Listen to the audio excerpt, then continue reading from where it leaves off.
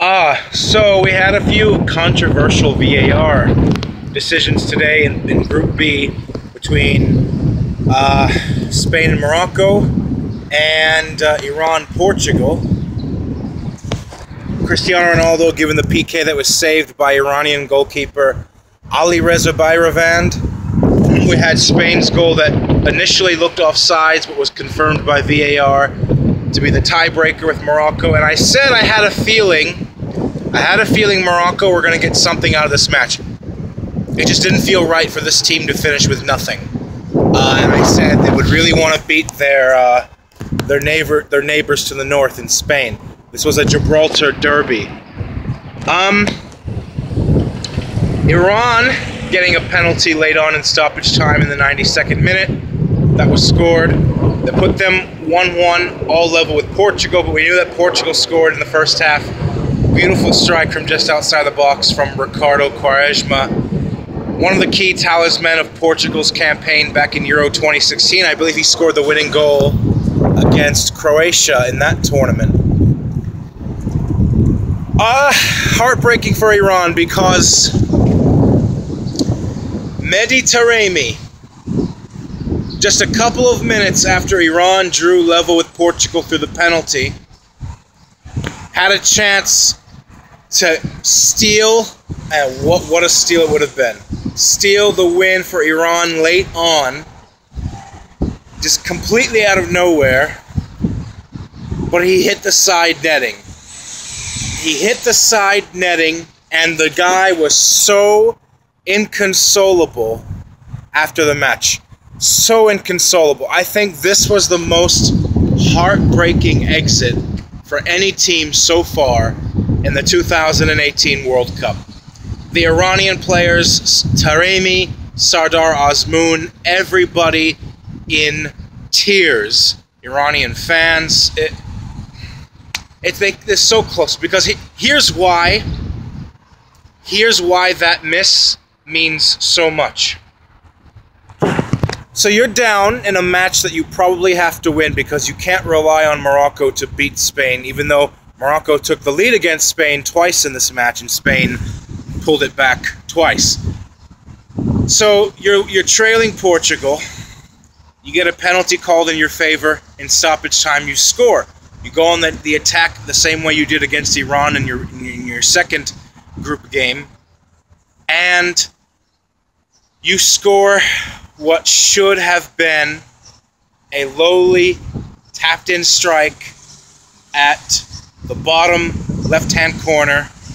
And that Iranian goal through Mehdi Taremi meant the difference not only for Iran progressing, but from Iran winning Group B. I feel so bad for him. I feel so bad for Mehdi Taremi, the same guy he missed a header in the match against Spain that should have been an equalizer for Iran. He blasted that high.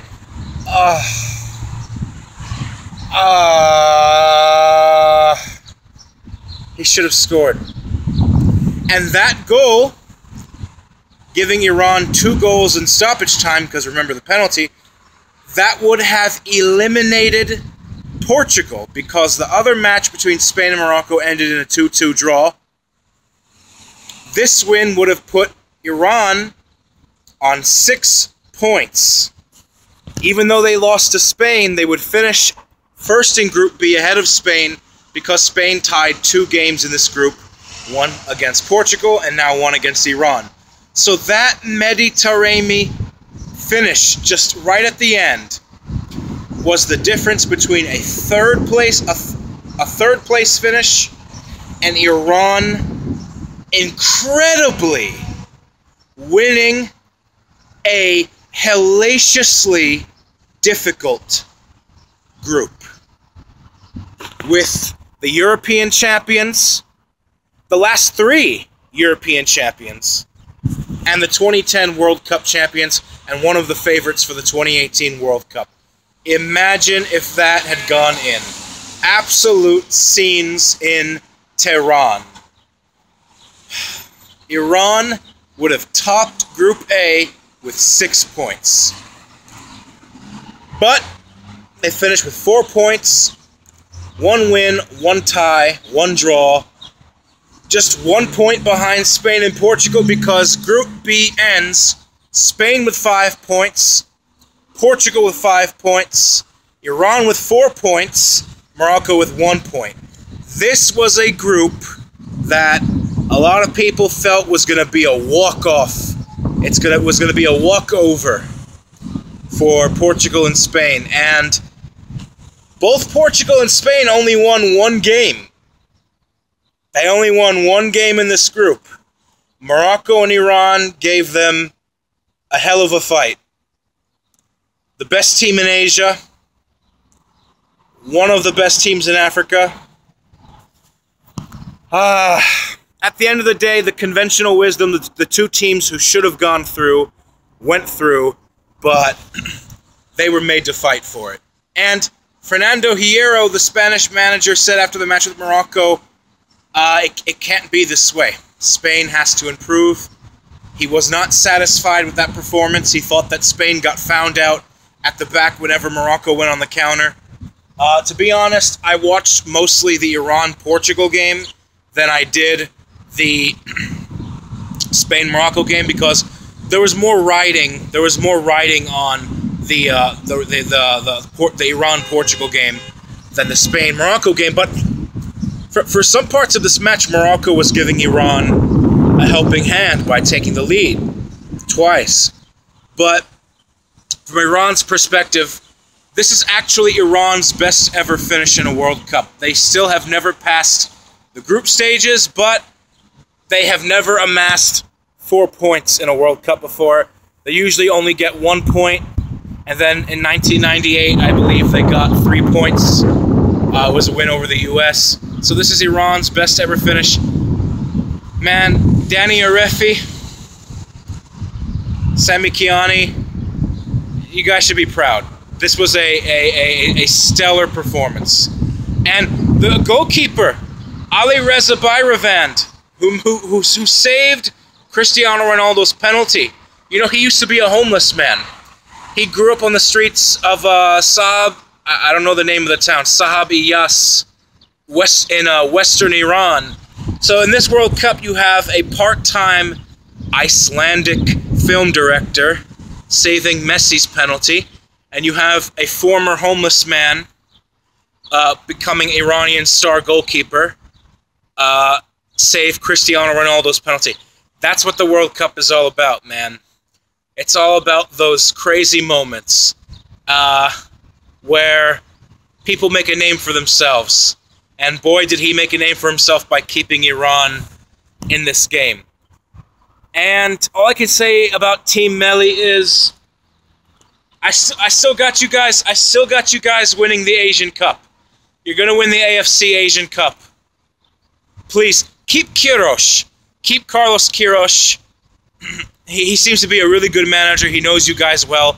I hope he sticks with you for the Asian Cup. Don't get rid of him now. Or maybe if you can find better, then yeah, go ahead. I mean, you know more about him than I do, but you know. I